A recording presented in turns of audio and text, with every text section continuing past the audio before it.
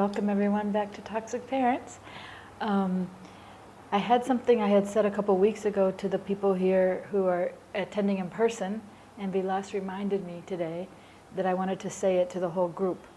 And what I was saying, he actually wrote it down, so thank you for reminding me, was that I was saying at the end of the talk, I didn't get to say this point, but it was an extension of the idea that we should be the eyes and the ears of the people in our lives who are children.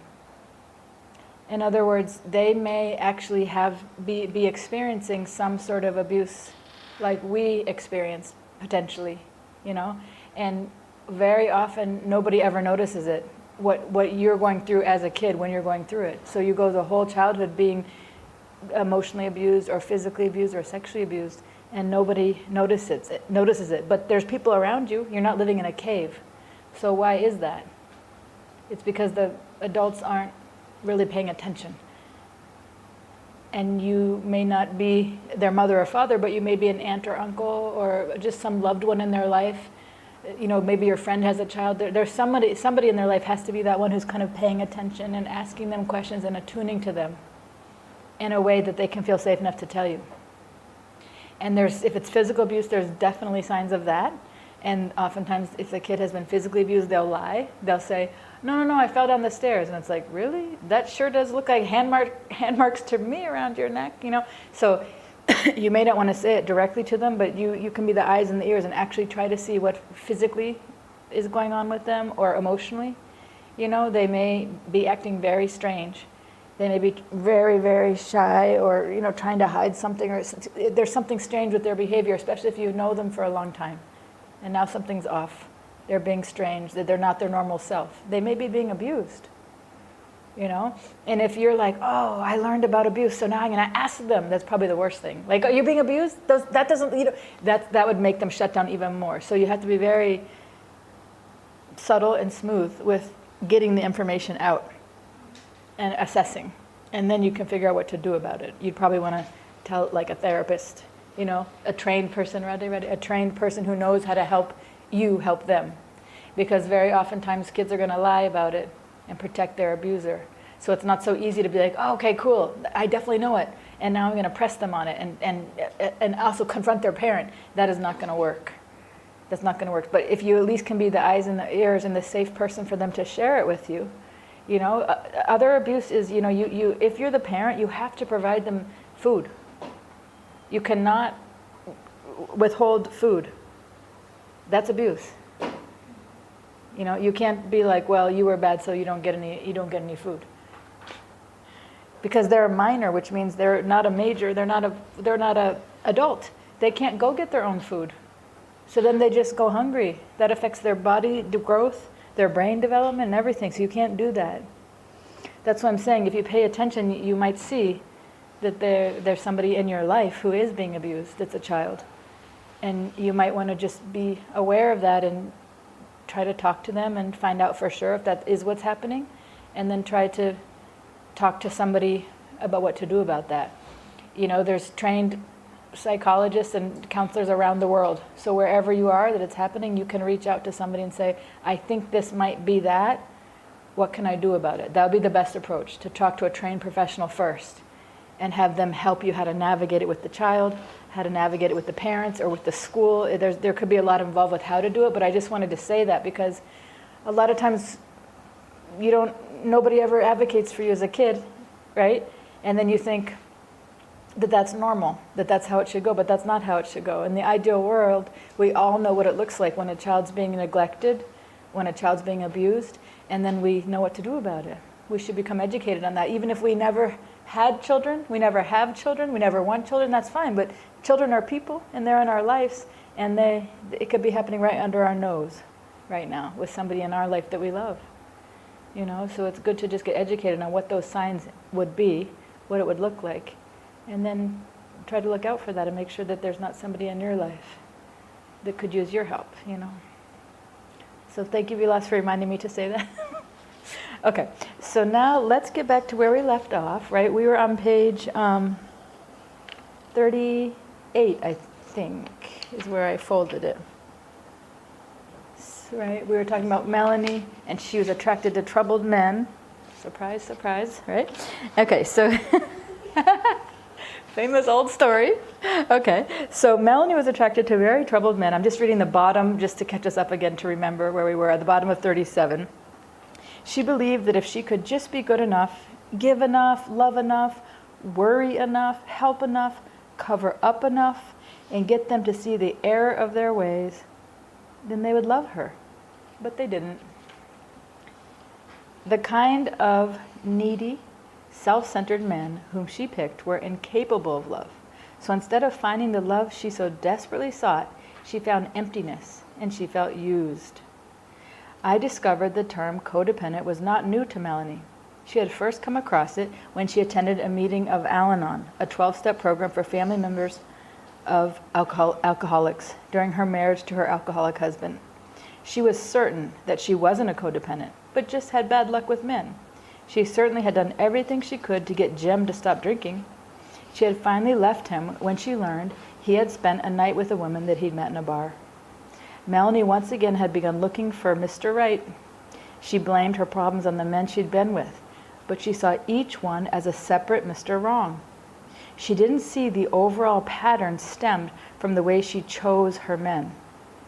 She thought she was looking for a man who could appreciate a giving, caring, loving, helpful woman. Surely there was a man out there who would love a woman like that. She thought codependency was noble. So that's the thing. I remember years ago when I was in therapy, that's what my therapist told me. She said, your picker is broken. That's what this lady's problem is too. Her picker was broken. She was looking for men who can't give love. And that was what she was actually attracted to. The picker, the thing inside of her program that made her attracted to men, that was broken. You know? And then she's like, well, no, this guy was wrong for me. And then that guy was wrong for me. And that guy was wrong for me. It had nothing to do with the guys. You know? In other words, and then a lot of times people will say, oh, you know, why do all the wrong guys like me? It's like, well, the right guys like you too, but you think they're disgusting. You don't like them. They're under your nose. They're probably sitting right next to you. They're your neighbor. They're your friend. You don't like those guys. You think those guys are losers, you know? But Mr. Wrong, he's so attractive and you just want to hold on to him. So that's the problem here.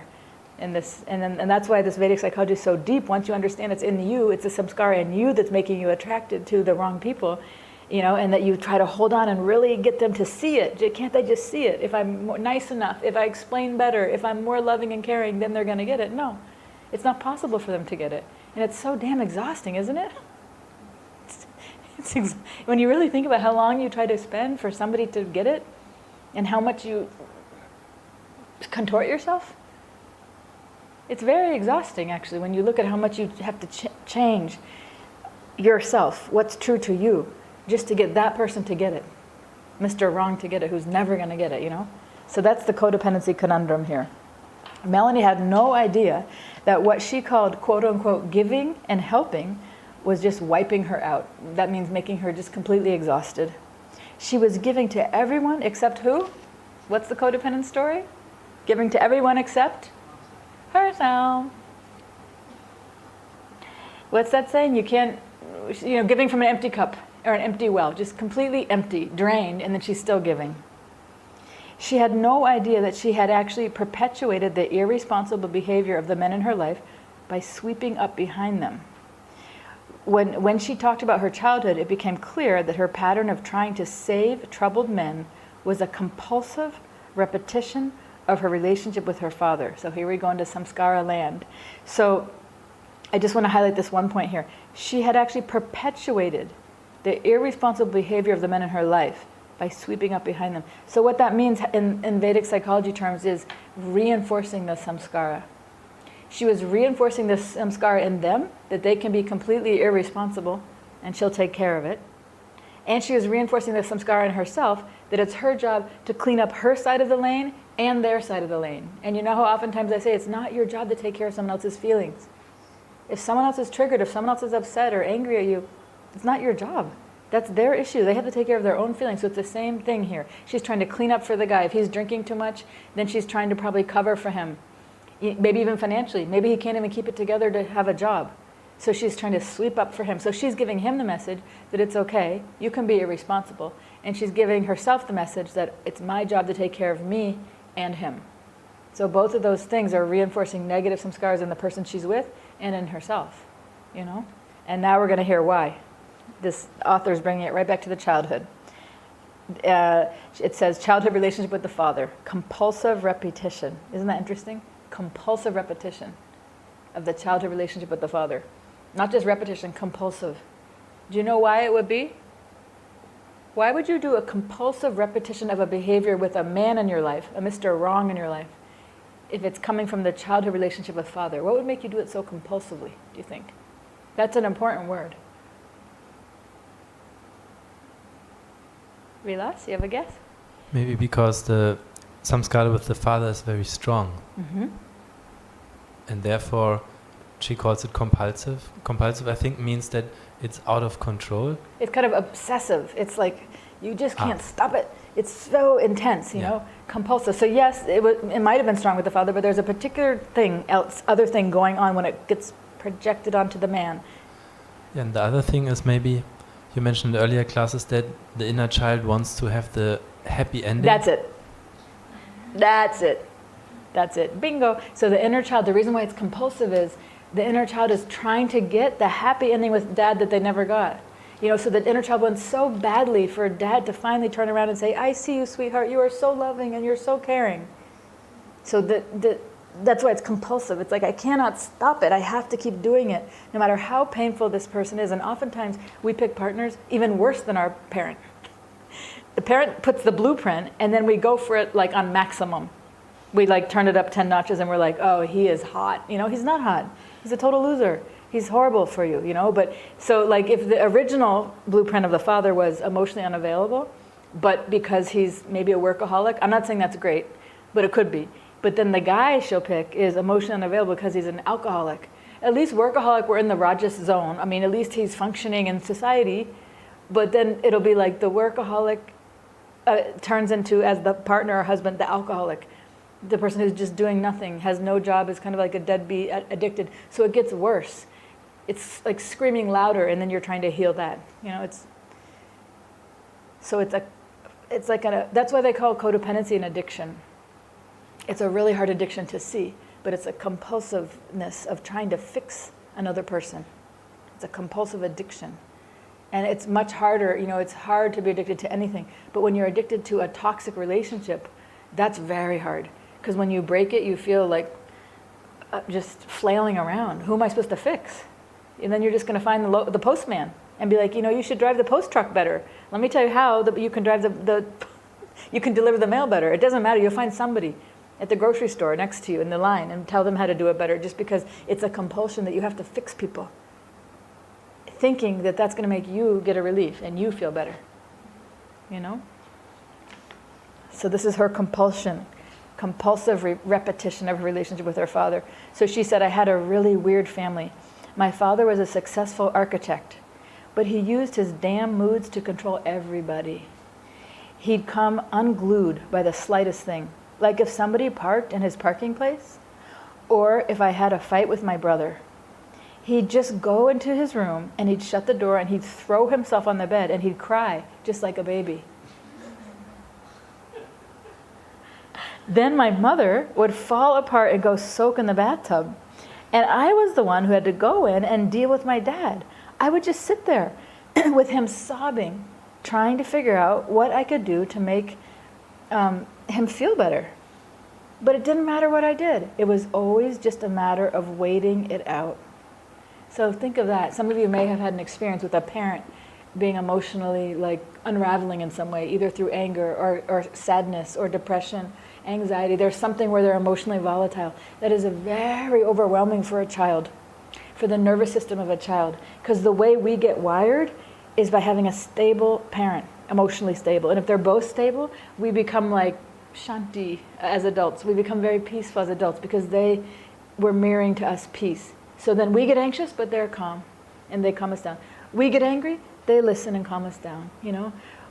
We get completely depressed, they come and nurture us. So they're always bringing us back to neutral in a way, through co-regulating with us. Remember I talked about that concept? They're co-regulating with us. So then we learn our emotions aren't scary. They are valid, they are important, but they can be regulated by mom, pretty much, usually. But now what if mom's the one who's freaking out? What's the kid gonna learn? Then their feelings, which are not even, really, they're very fragile, I guess you could say, or very volatile. When you're a child, you can be easily thrown off with anxiety, with depression, with anger. All that stuff can happen very quickly and easily. And so then the mom's supposed to be there calm and attuned and calming you down. But if she's the one freaking out, it's very difficult as a child to learn what emotional stability is. It really can throw you off. And for her dad too. Remember dad's number one job? Protect. So how's the dad can protect you if he's throwing himself on the bed and sobbing? That is very scary for a little girl. That's super scary. Like his main job. It'd be like if you lived in a palace and the guard of the palace, throws himself on the ground and starts crying. Wouldn't you be like, you're supposed to be the big macho guy protecting me? It's like very scary and unsafe for a little child to see the dad crying, throwing himself, sobbing. And then the mom just checks out. What does she do? She goes and takes a bath. So as the kid, whoa, you grow up real quick and you learn my feelings don't matter, my needs don't matter. I better smarten up here and take care of these people who I depend on for my survival. And if they're not here for me, let's just shut that down about how I actually feel. Just shut it all down. And now I need to become a machine. My success of living, of making it through the night, is to become a machine. And that machine has to have svelte, like very sharp mind, no volatile feelings, because I have to focus completely on dad who's sobbing. And if I don't make him better, somebody can come in and hurt us because he's supposed to protect. And mom over there, who's supposed to be making my dinner and giving me a hug and settling me down, if I don't get her settled, I'm not going to get any dinner. I'm going to go to bed hungry. So it's very, very overwhelming and scary for any little kid to have that responsibility. And they'll end up becoming probably very anxious as an adult. Even if it happens one time. That's a lot of pressure to put on a little kid. So I handed Melanie a checklist I had made up and asked her to tell me which points described her feelings and behavior. It was a list of the major characteristics of codependency. I found it very useful over the years in helping clients determine whether they're codependent. If you think this term may apply to you, please go through the list. So there's this codependency checklist. Let me just see one thing. Okay, it's 12. I can read them. The list I use is actually not from this book, and for those of you who know me and who've seen me in therapy individually, if I think you might have this thing going on for you, I recommend the book Codependent No More, and the checklist is 9 pages long. It starts on page 42, at least my edition, and in that book you can go through she categorizes the different areas like self-esteem and all the different areas, and so then you can see more clearly which ones you have, because some people will say, I'm not codependent. And it's like, okay, read through the 9 pages of the checklist and see some of the ones you might be. They might fall into certain categories of things that you're nothing. You'd be like, I don't have anything in that one, that's fine. But you might be really strongly codependent in certain areas. So if we go through these 12 and you're like, I think I might have some of these, then you might want to check out the book Codependent No More by Melody Beattie. That one, on page 42. You can also get it online. Somebody reads that book on YouTube. Like they just read it aloud, so you can listen to it and start seeing if you might have some of it. One major confusion a lot of times I hear about codependency is people think you have to have had an alcoholic parent to be codependent, and you do not. So you can be codependent for many different reasons, but the main point is that you learned early on that it's your job to caretake your parent in some way. You have to, it could be they're sick. What if they had another child and something happened and they lost their child? It could be something like, not that they're an alcoholic. They could just basically mentally and emotionally they're not attuned to you and they're not taking care of you, and you learn that it's your job to take care of them. That's in general the blueprint for codependency. Okay, so let's look at what the 12 are. I use him as a universal pronoun to refer to a troubled person of either gender. I realize that many men are in codependent relationships with deeply troubled wives or lovers. Yes, so men and women both can be codependent. Anybody can be one. So number 1 for the checklist, solving his problems or relieving his pain and the most important thing in my life, no matter what the emotional cost to me. Okay, so you can look and say, is that true for me or not?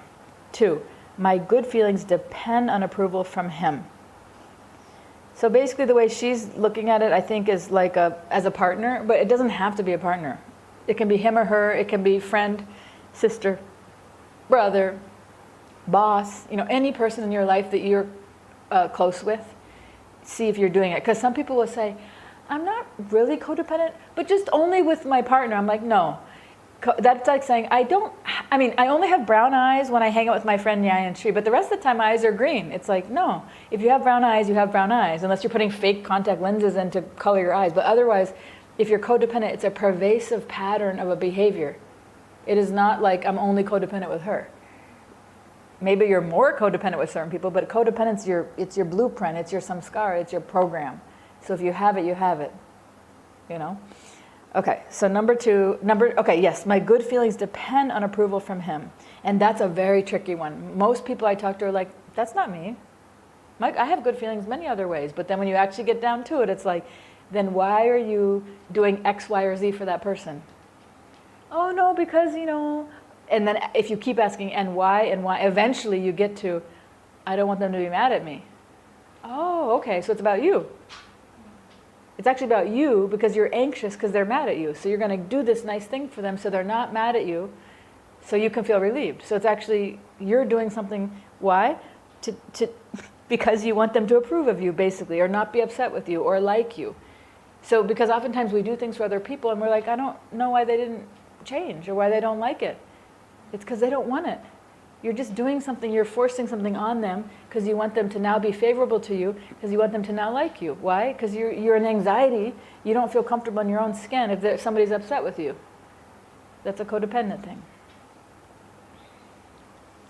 Okay.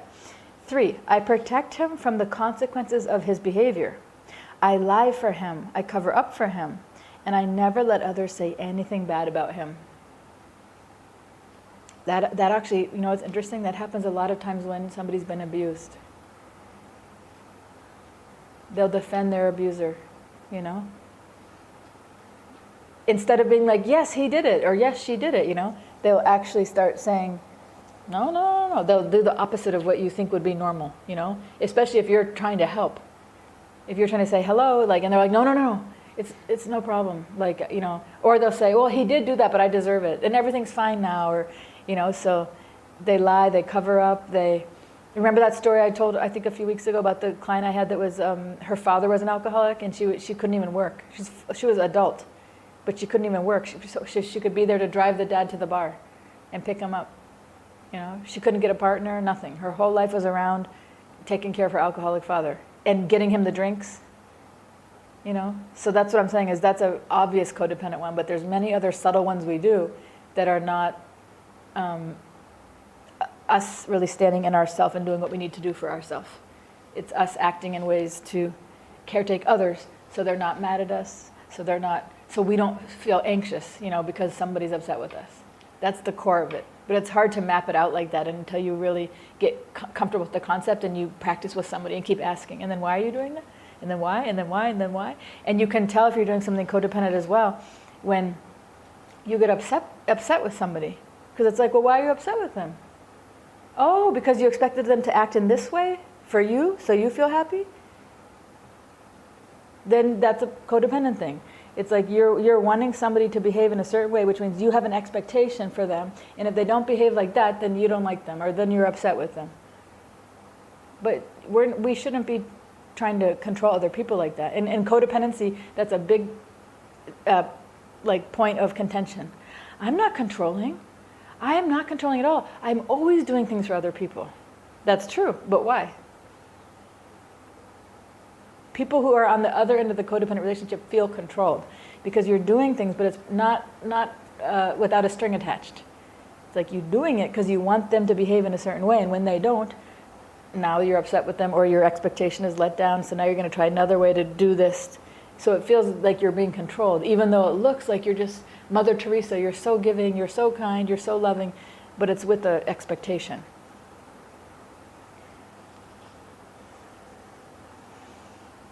I try very hard to get him to do things my way. Number 4. So that one is especially disappointing for a lot of people, you know, in therapy who I've talked with who are struggling with this, going, why don't they do it my way? You know, and I always say, why do they have to do it your way? Why can't they do it their way? And why can't you accept that? You know, and it's like, okay, I accept it, but then I don't want anything to do with them.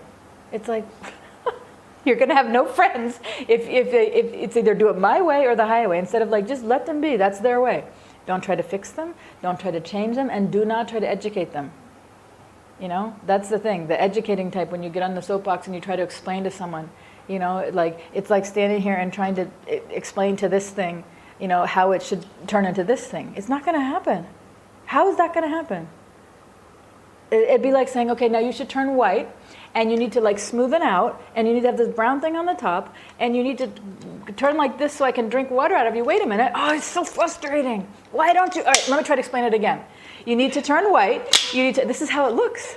This is how it looks when I'm talking to clients every week, the same thing. It's like that person is like not going to become this. Not going to happen.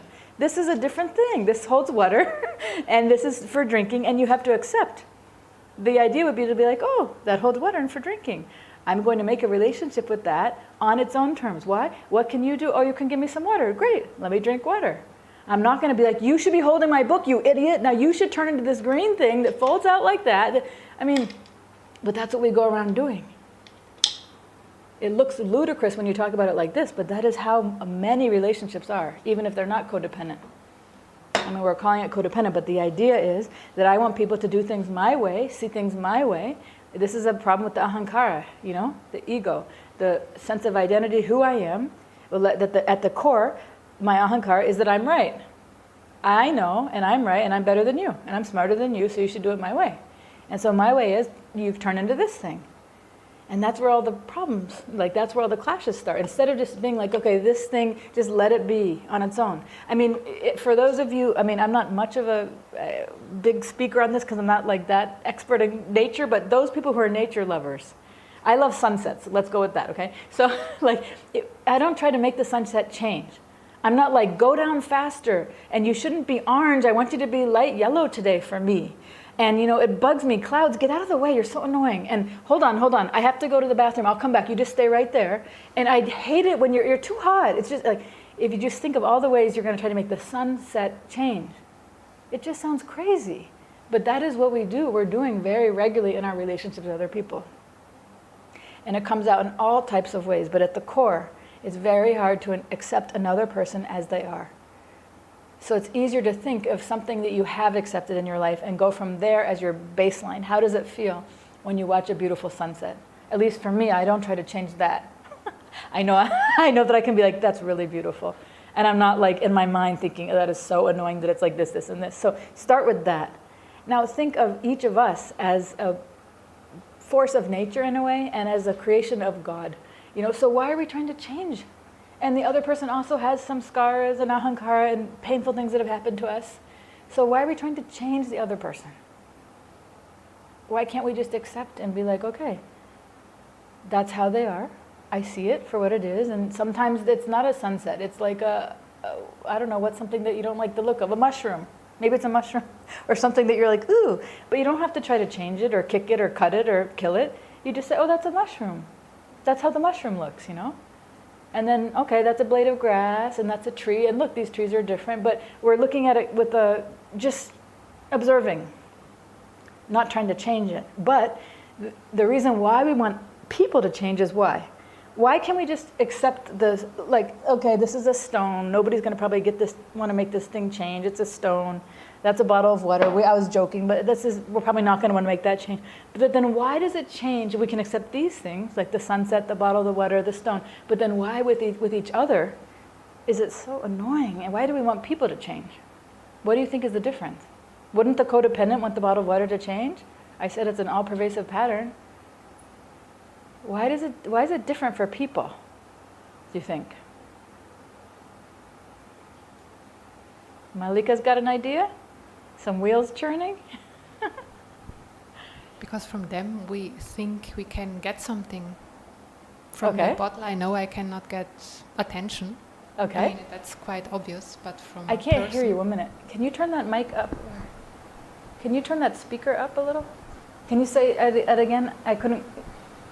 Yeah, I was thinking that from a bottle of water, I know I cannot get attention, for example. But Yeah. from people, there is the possibilities there that I can get something from that person which I myself am lacking or not able to give to myself. Okay. So that thing is emotional then? Like from this, you don't have an emotional thing you can get? I mean, you can quench your thirst, but you don't want to change it because there's not something you're trying to get emotionally? Versus a person who can... Okay, Jaya has an idea. You want to chime in, Jaya? Are you done, Malika? Or, okay. Go ahead. What do you think, Jaya? Yes, I think because we are human beings, so we like to relate with each other. Okay. So And tell me if about there relate. are- What does that mean exactly? Like, Relate. you don't think I'm relating to this? Well, not really. Not, Ugly.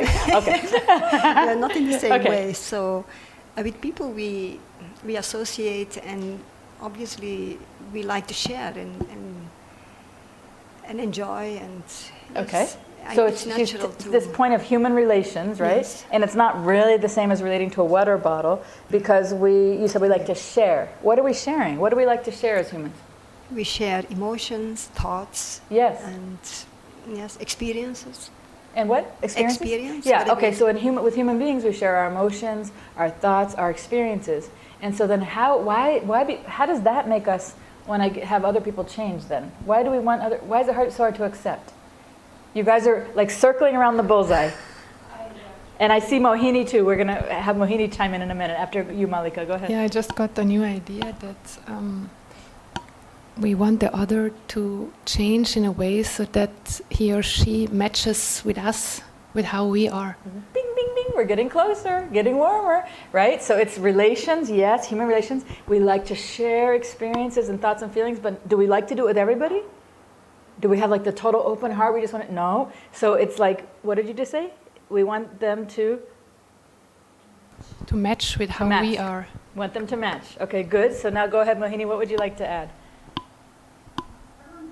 And we don't have to make the endeavor to change and let go the expectation and take the on. Yes, very good. So we like it when we don't have to make any endeavor to change, right? So we like to share with people, that's one thing. We like to share with like-minded when they match, when you're like, that happened to me, and it's like, oh my God, me too. Or that person, I don't like that person, me too. That person's like that person's like that. Feels so good, right? So we like it when our minds, our feelings, our thoughts match, right? And Mohini was saying, so then we don't have to change. But what does it really mean what does it mean that doesn't have to change? What doesn't have to change? Yeah, Sri?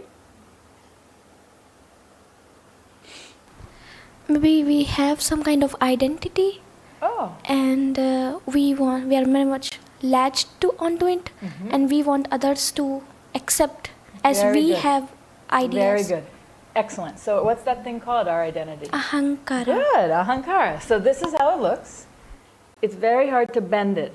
It's not flexible, you know? So this is me, and the closer the thing is that's related to my ahankara, the harder it is we want to change. Like there's some things I don't care that much about because it doesn't relate that much to my identity. Like, for example, if you're like, the sunset, was orange tonight, and I'm like, well, I kind of thought it was more like purpley. But they're like, no, it's orange. I'm like, okay, it was purple, orange, whatever. But if you tell me something more close to who I think I am, like if I'm like, I'm a psychologist, and they're like, well, no, actually, you're kind of like a sociologist. And I'm like, no, I'm a psychologist, Or they're like, you're a counselor. And I'm like, well, no, I have a PhD. I'm a doctor, You see people who like to say I'm a doctor instead of like I'm a therapist. Because why? Because usually the people work their butt off to get the doctor, and they want you to know they work there, who I am, So the more closer it gets to who you think you are, the more triggered you're going to be, and the more you're going to want the other person to see it. And that's true even with Vedic psychology or even with learning toxic parents. There are some people who've been studying Vedic psychology for years. I have some clients who I've had for 10 years. They've been deeply studying it, That's a different person than somebody who's new to this or somebody who's never even really heard of it. Like, just say you're trying to tell your brother about it or your mother, and they're like, what? That's weird. Weird, like not interested, And you're going to be offended Because if that's something you've identified with, and now you're trying to convince other people about it. But why are you trying to convince other people? Why isn't it good enough for just you? Really think about it. Why do you want everybody to do Vedic psychology? For those of you guys who are like enthusiastic about it and you think it's the greatest, it's really helping you in your life, why do you care if other people do it? Going back to this analogy and this point 4, why does it matter? Shouldn't you be enough? I mean, for me, like if I have really good chocolate, I don't want to share it with other people. I don't care if other people want to. In fact, I want to keep it in my stash and just like. So why do you want other people to know Vedic psychology? Vilas, you going to say something? Yes. So again, it strengthens my ahankara, my superiority, because I know something that others don't, and now I can show it, or now I can teach it, or I can convince. When I see other people change, accept my point of view, that's very satisfying. Okay, good. So it's a ahankara booster. That's one reason. Ahankara has a lot of characteristics to it, right? One of them is it likes to be superior. So if you see somebody and they don't know something and you know it and you can teach them, or you can use it as a one-up, like I can really see the mind better than you know? And that feels good. And then if they come in and if you get them to come to this class, then you can know more than them. So you can be like, oh, let me teach you. Actually, there's a little bit more to what this is than what, let me explain it to you. It feels so freaking good to the ahankara. It's like, yeah. And let's look at point 4. I try hard to get him to do things my way, So that's one reason why you would want people to, for example, take Vedic psychology if they're not interested. Kamala, were you going to add something? Yeah, I would say that searching for validation and cementing more our ahankara and feel like kind of connected, and the person is becoming okay. He's in my club. He's in my club, right? Because if I can get my friend to do it, or someone who I think is important in my life, or someone who I think is clueless and doesn't get anything, if I can get them to do it, then they're going to change and I'll feel validated because they're part of my club. Good. Any other reasons, Mohini? Yes, I have also observed that I do identify with that, what people want to appreciate, and then when they appreciate that, then I get indirect appreciation and love. Oh, very good. So if you're identified, the example I'm using is Vedic psychology. If you're identified as a Vedic psychology student, you're identified as that, and then you get somebody else to do it, then indirectly, and if they like it, then you're going to be like, see, I told you. And it makes you feel good, right? Good. That's another one. Any other ideas? Why do we care so much for people to do it our way? Why can't it just be fine that people aren't? I mean, I have a mom and I have 3 sisters. None of them are interested in Vedic psychology, like in the slightest. And I've dedicated my whole life to it. And it's fine. I don't talk about it with them. That's my thing. For them, they have kids and that's what we talk about, their children. And what's for dinner. It's fine. I'm not trying to change them, Malika, were you going to say something? I thought that when I'm insecure about my identity, then I need someone else to confirm it, to feel more stable in it myself. Very good. Kind of similar to what Kamala was saying, it validates you, right? And Mohini was saying too, it feels good. If you're insecure about it, and you're insecure in your identity, and now you're dedicating time to it, wouldn't it be nice if other people would also do it to make you be like, oh yeah, I am doing the right thing. Phew. Yeah, that's another one. Okay, good. Good job, you guys. You got a lot of points there. This is the tricky ahankara. So number 5 is I don't pay any attention to how I feel or what I want. I only care about how he feels and what he wants. So that's the same idea, just another way. Another way we're, doing this codependent thing, which it looks though like, I remember when Babaji was first, I gave him that book, Codependent No More, years ago, like 10 years ago, and he read it, and he was like, oh my God, a codependent person looks like a highly realized devotee. They can look really, really devoted, but actually they're doing all this stuff underneath it. So it's not at all. We're not even beginning with bhakti. We're not even on the path yet, So that's tricky. That's why it's good to see actually all these mechanisms and see where are their actions coming from, because the same action can have a different seed, So this is the Vedic psychology is always trying to help you find what the root is or what the seed is that's driving that behavior. Otherwise you can be fooled, even by yourself. Even, you know, hearing some of the bhakti, you know, Babaji talking about these, the Ras Leela, you can be like, oh my God, that's me, you know, but really, it's not, you know, so you have to see the seed of what's driving you to behave that way. And then it's easier to see where you stand, you know. And these are the seeds of codependency that can get all mixed up on a spiritual path, you know. So number 6, I'll do anything to avoid getting rejected by him or her or whoever the person is, right? So that means what that can look like is like, okay, I'll tell a personal story because I'm writing a book now about my romantic relationship. So I have to do my true confessions in the book so I can help teach these points. And I, at the time, was, you know, this is before I got on the path of Bhakti Yoga, but I was a vegetarian, you know, for years before I came to Bhakti Yoga. But I had a boyfriend who I just so much wanted to impress that he brought me to a bar, which I wasn't even drinking, and he ordered a beer for me, and I said, okay. And I drank the beer, and then he ordered chicken wings, and I ate them. Why? Number 6. I'll do anything to avoid getting rejected by him. I didn't want to, and this guy was not even a nice guy. It was just that I so much didn't want to be alone, you know? I don't even want to describe the bar. The bar was even worse than I mean, I should just stop there, right? That I drank beer and ate chicken wings and I was a vegetarian just to be with this guy. But for you Americans out there who know, he brought me to Hooters.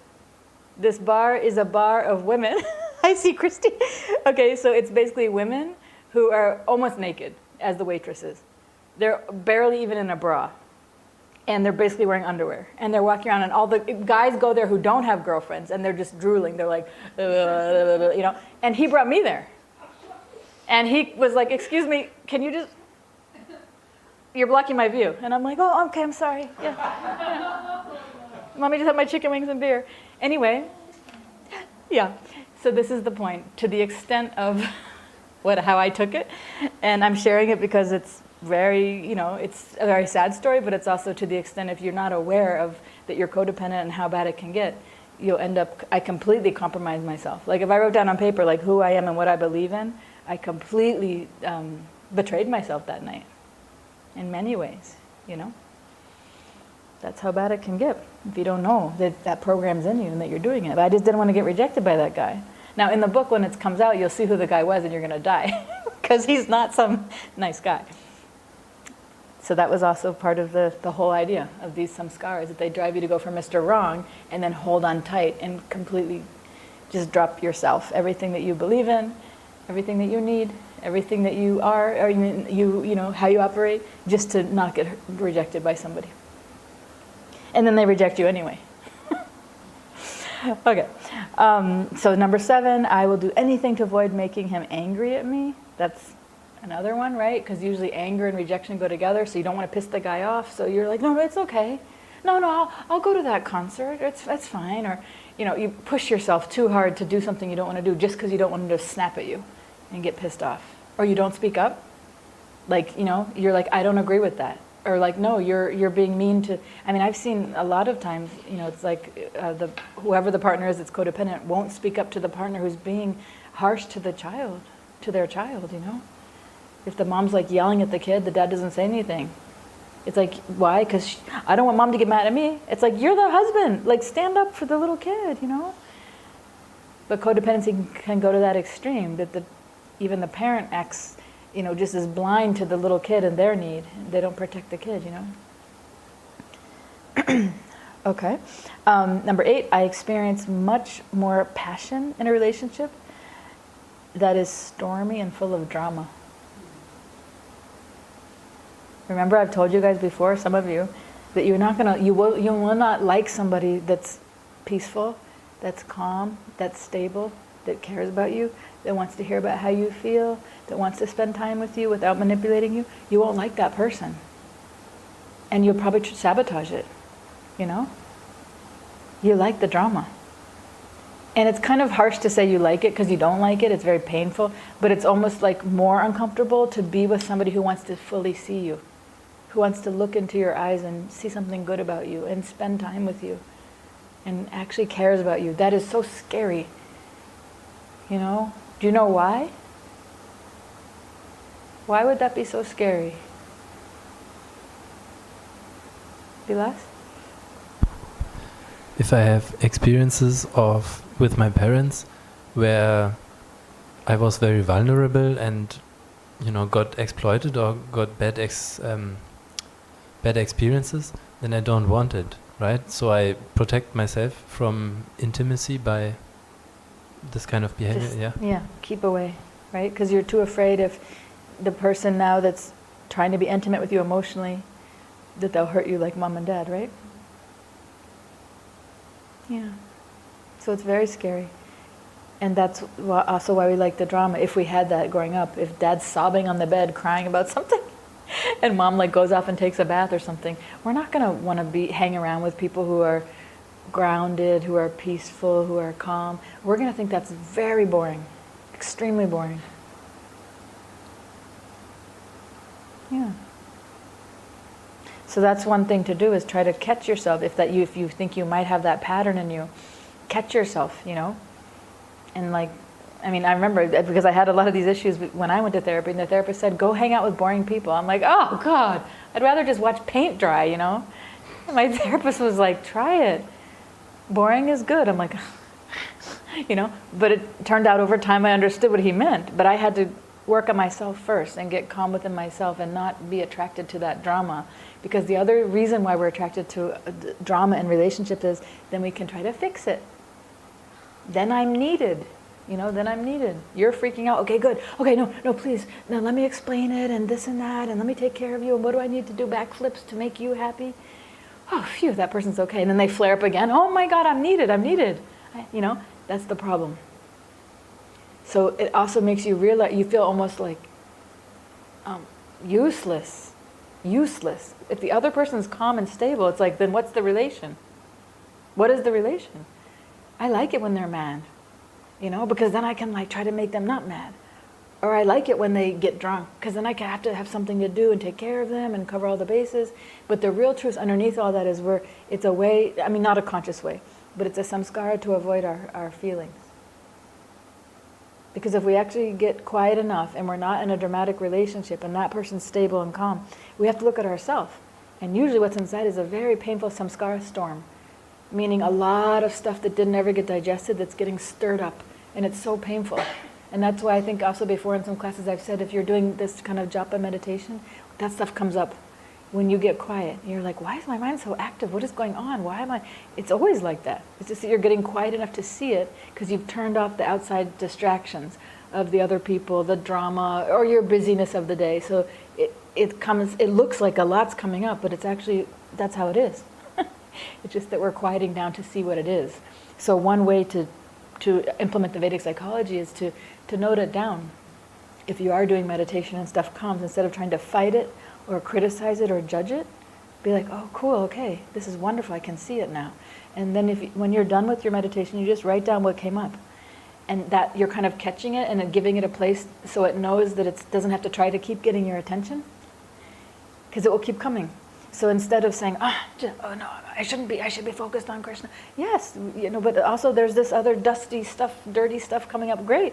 So then just note it down, write it down after, and then you can deal with it. You can journal about it, you can talk to your inner child, but he or she will feel seen. Like, okay, I know that when that gets kicked up, it's going to be caught. It's going to be seen. And then it will calm down, instead of trying to come up every time, Okay. Number 9, I'm a perfectionist and I blame myself for everything that goes wrong. Can you think about why somebody who's like that would match up very well with another type of person who likes to blame? There's types of people who are very good at blaming, and there's types of people who are the opposite, who are very good at taking responsibility for all the blame. And they're like a magnetic attraction. So you have to figure out which type you are, and then be careful with who you're gonna hook up with, because it's almost like you can finish their sentence. They'll be like, you did that, and you're like, it's my fault. You did that, it's my fault. You did that, it's my fault. And then you just start not even waiting for them to say you did that, just be like, it's my fault. So that's a very nice attraction. I mean, not nice, but it's like a very normal, common one that those two go together. Because how are two people going to get together if they both are saying it's not my fault? There's not really a lot of attraction there. Because they're like, it's not my fault. And you're like, it's not mine. F you, goodbye. So it's not going to last. And if, or the other option is, it's all my fault. No, it's all my fault. Ew, that's annoying. Annoying. So I love it when you say it's my fault. I love it when you say it's my fault. Because I think it's my fault. It works perfect. This is, oh my God, is it my soulmate? Are you my soulmate?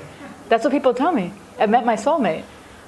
And I'm like, what that means is that you found the person who likes to blame you and you like to accept the blame.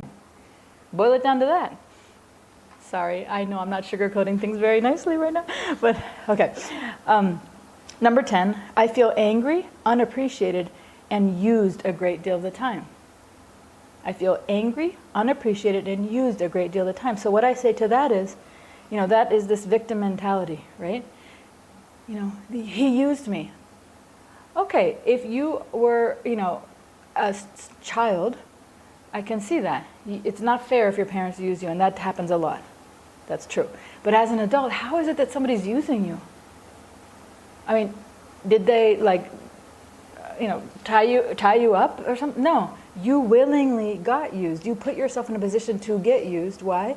Because you're doing this codependent thing, Or maybe it's not codependent, but you're doing something to put yourself in the. So to say he used me, I got used, or I feel unappreciated.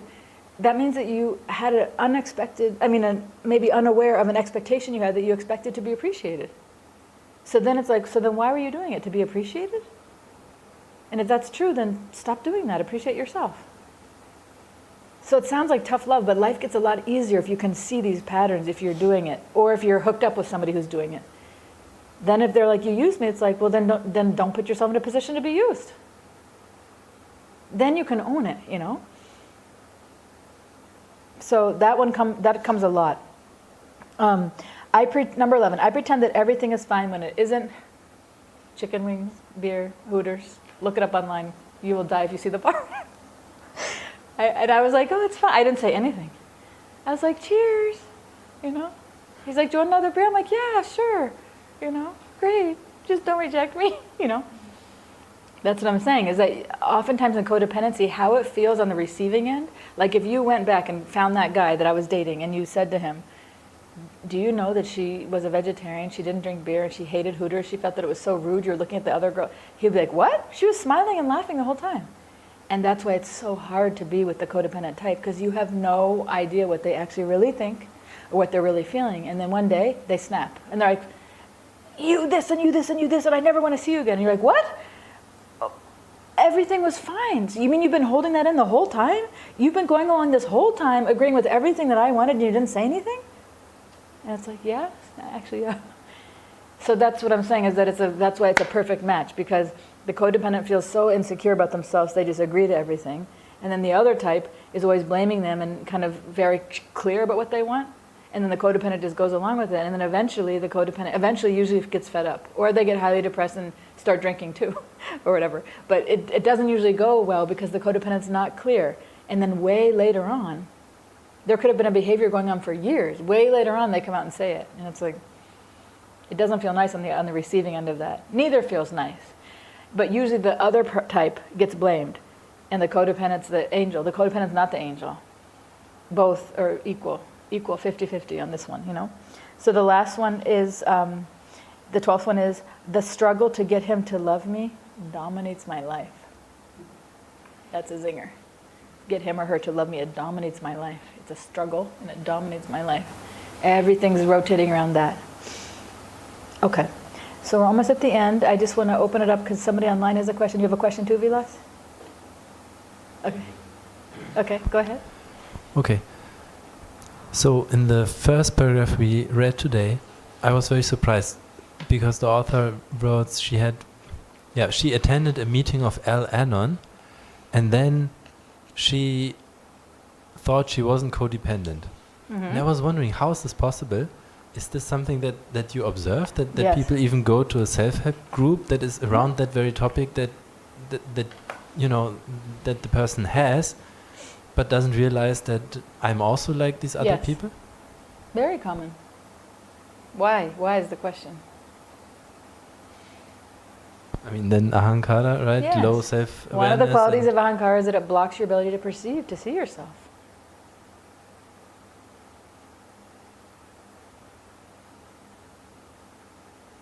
So it doesn't matter if you're sitting in the group saying it, and the characteristics you actually have, or maybe you even have an alcoholic father. It's like, my father's not that bad. Or I don't have, I mean, that's not me, you know? So. Because usually when other people share their stories, I realize that, oh yeah, I experienced something similar, right? Mm-hmm. But it can be that strong, yeah, that we don't perceive it. Yeah. And also we can misapply it in that way too.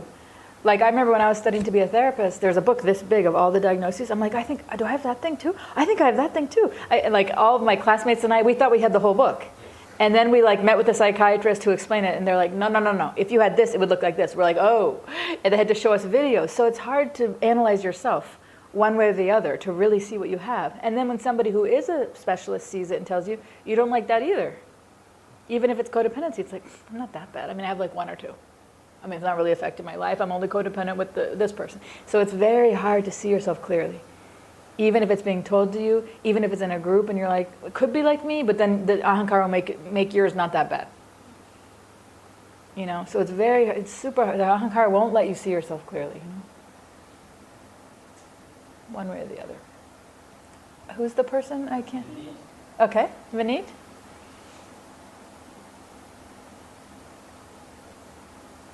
Hare Krishna, Bhakti. Hare Krishna. Hare Krishna. Thank you so much for going through this list of signs of codependency, and I ticked off 6 of them for myself. Okay. The one that hit me the most was this one about being a perfectionist. And one observation I've had is because I desire perfection, and because I blame myself for everything wrong anytime it fails, I stop doing things because I feel like most of those activities will never result in perfection. Mm-hmm. And so I further enter my head and stop doing things because I feel like I never be perfect at anything. I was just wondering, how does one move ahead from such a codependent mentality? That's a good question. I can't really answer personal questions like that in the group setting, but it is a phenomenon. It does happen when perfectionism. That's a common thing that happens in codependency and perfectionism, but it's hard for me to advise like just on a quick one-off thing like that. Usually I meet with people for hours, you know, before I can actually say, well, based on this. I mean, usually I meet and I'll say, now research this and research that. So that's the idea of therapy. When you work with a therapist, they get to know you, and then they help you in a more compassionate way instead of making it like a cheap, quick answer, because it's not. Every person is unique and has a unique story of how they became that way, and these codependent concepts are quite different for each person. So before we go into like solution mode, how to get out of it, in Vedic psychology we spend a lot more time really understanding your story of how you got there first, because that's where the solution comes from, is figuring out the root. And the codependency is not the root. What we're talking about today, codependency, that's the symptom. How a person looks as an adult is codependent, but the root, we're not quite sure. That's what the Vedic psychology does, or certain types of other therapy where you can go down to the root and go, what's that samskara that's actually causing that, you know? But it's a good question. So I'm going to wrap up now because we're over, and we got to kind of clean up for Babaji. But we'll start again next week, okay? Haribo.